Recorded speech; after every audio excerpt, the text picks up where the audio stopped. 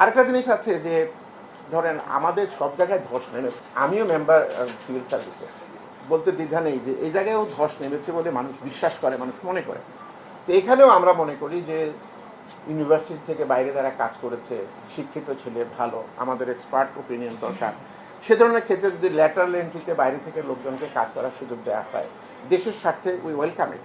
এবং তবে হ্যাঁ, it should not be more than 7% ও 10%, যাতে করে ওরাও সুযোগ পায়, আমাদের ছেলেরাও যেন এফেক্টেড না হয়।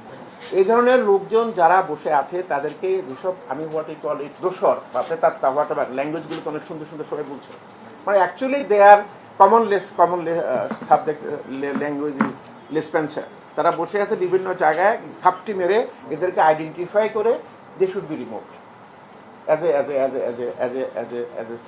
এ টোকেন, যে মানুষকে বুঝতে দেওয়া যে না আমরা এদেরকে দিয়ে আসলে সম্ভব না। কারণ এই যিনি পালিয়ে গেছেন, উনি পালিয়ে গেছেন, কিন্তু ওনার সঙ্গে লোকজন যারা আছে যাদেরকে নিয়ে উনি এতদিন সংসার করেছেন তারা কিন্তু সবাই এখানে রয়ে গেছে। So we should identify them and we should get rid of them.